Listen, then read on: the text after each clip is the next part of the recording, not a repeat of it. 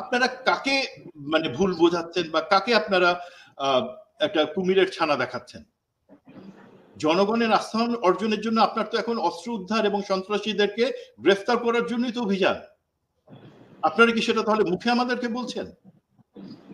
এবং আপনারা যদি বলেও থাকেন, এবং যেখানে নিশ্চিতভাবে একটা এফএস বা ডিজিএফআই থেকে যে ইনফরমেশনটা এসেছে যে এখানে অস্ত্রধারী সন্ত্রাসী আছে, এটা তো জনগণের আস্থা অর্জনের জন্য তাদেরকে আপনি রাস্তায় টহলে পাঠাচ্ছেন না, এটা একটা অপারেশনে পাঠাচ্ছেন।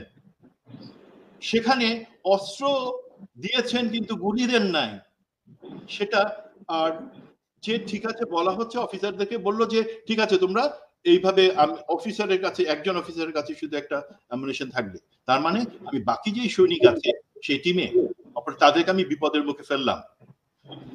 এখন আমি একটা কোশ্চেন করে জিনিসটা জানবার চেষ্টা করেছি কয়েকজনের কাছ থেকে, তোমরা মনে করো কি কারণে এই জিনিসটা, যেটা সেনাপ্রধানের অর্ডারের ভায়োলেশন, আমি এখানে সেনাপ্রধানকে দায়ী করব না, যদিও অনেকে দায়ী করার চেষ্টা করছে, নো, সেনাপ্রধান ক্লিয়ারলি বলেছেন যে এটা একটা অভিযান হবে এসওপি মেনে। তো যে brigadier general, major general server এবং তার সাথে লোকজন কিভাবে অফিসারদেরকে এবং ব্যাটালিয়ন অধিনায়কদেরকে বলে যে না ঠিক আছে অভিযানটা এইভাবে করবা, মানে দুধ ভাত টাইপের করবা যেখানে একটা মৃত্যুর ভয় আছে।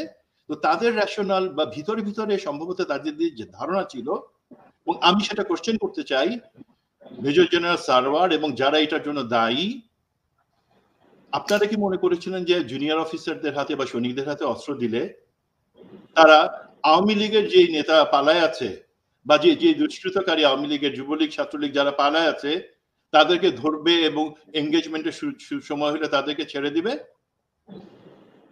যাতে তারা তাদের ক্ষতি করতে না পারে? আপনাদের কি ধারণা ছিল এটাই? কারণ অস্ত্র তো ছিল, আছে, এবং শেষ সময় গত 15 বছর আওয়ামী লীগের হাতে, আওয়ামী লীগের ছেলেপেলের হাতে। তো তাদেরকে যাতে না মেরে ফেলা হয়, তাদেরকে যাতে বাঁচিয়ে রাখা হয়, সেটা কি আপনাদের উদ্দেশ্য ছিল? অথবা আপনারা কি ভয় পাচ্ছিলেন যে সৈনিক বা জুনিয়র অফিসারদের হাতে অস্ত্র দিলে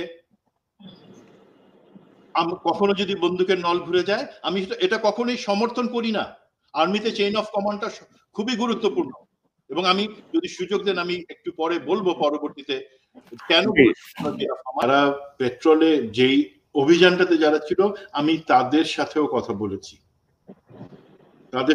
বলেছি, এটা আমি অফিসিয়ালি তাদের স্টেটমেন্টটা এখানে আমি শেয়ার করতে পারবো না, এটা কনফিডেন্সিয়াল, বাট আপনারা নিশ্চিত থাকেন আমি তাদের সাথেও কথা বলেছি। তো প্রথম কথা হচ্ছে, আমি একটা প্রশ্ন যদি ভুলেও যাই, সব থেকে বড় প্রশ্ন, এসওপি অনুযায়ী সবার কাছে এটা একটা অভিযান এবং সেখানে তারা অস্ত্রধারী সন্ত্রাসীদের ধরতে যাচ্ছে, তাদের কাছে অ্যামুনিশন মাত্র একজন অফিসারের কাছে ছিল। কেন?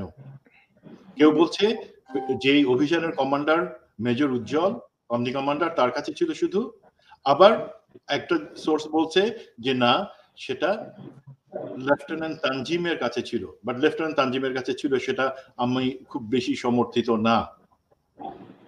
বাট একজনের কাছে থাকবে কেন? সেনাবাহিনী যে কোনো অভিযান হচ্ছে মিউচুয়াল সাপোর্টে, একটা টিম। আপনি জাস্ট চিন্তা করেন, আজকে আর্জেন্টিনার খেলা ব্রাজিলের সাথে, আপনার টিমে মেসি থেকে শুরু করে সবাই আছে, 11 জন খেলতেছে। কোচ বলে দিল যে বল নিয়ে জায়গা থেকে নড়তে পারবে শুধু মেসি, আমার টিমের বাকি 10 জন জায়গায় দাঁড়ায় থাকবে, তাদের কোনো ভূমিকা নাই। তো অ্যাকচুয়ালি পেন অ্যান্ড পেপারে সেটা হচ্ছে 11 জনের আর্জেন্টিনার দল, আর সেখানে শুধু মেসি বল নিয়ে রোল করতে পারবে, প্লে করতে পারবে, বাকিরা দাঁড়ায় থাকবে। তো সেখানে সেই টিমটার অবস্থা কি হবে? আর এখানে এটা কোনো খেলা ছিল না, এটা ছিল জীবন মরণের ব্যাপার, যেখানে আপনি অস্ত্রধারী সন্ত্রাসীদের সাথে তাদেরকে গ্রেফতারের জন্য যাচ্ছেন এবং অস্ত্র উদ্ধার করতে যাচ্ছেন।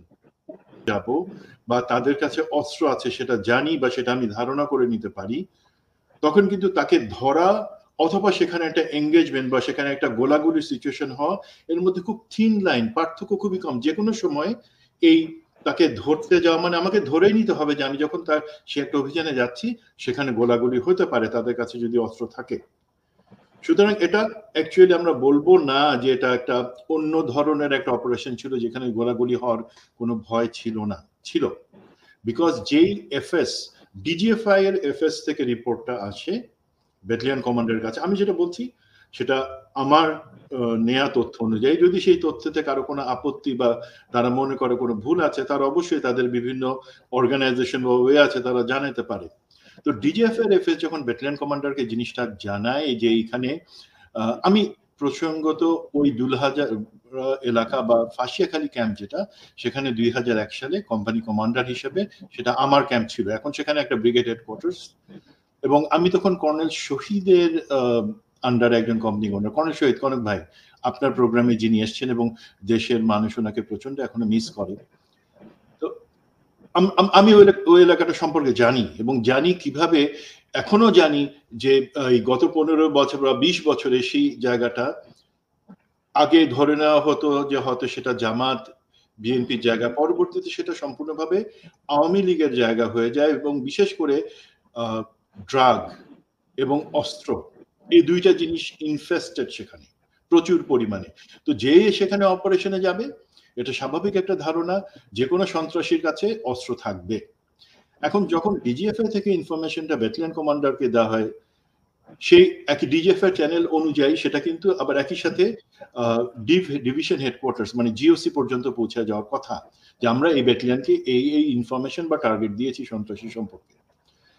তো এখন একটা জিনিস আমি জানি, এটা কর্নেল জামানও বলবেন, আর্মিতে যে এটা কোনো এক্সারসাইজ ছিল না, এটা কোনো পিকনিক ছিল না, এটা একটা সন্ত্রাস বিরোধী অভিযান, যেখানে অফিসারদের হাতে ম্যাজিস্ট্রেট আছে, সেই একটা সিচুয়েশনে তারা সন্ত্রাস বিরোধী একটা অভিযানে যাচ্ছে।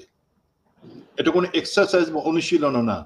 তো সেখানে স্ট্যান্ডিং অপারেটিং প্রসিজার আর্মিতে যেটা আছে, সে অনুযায়ী এই ধরনের অভিযানে একটা ব্রিফিং হওয়ার কথা।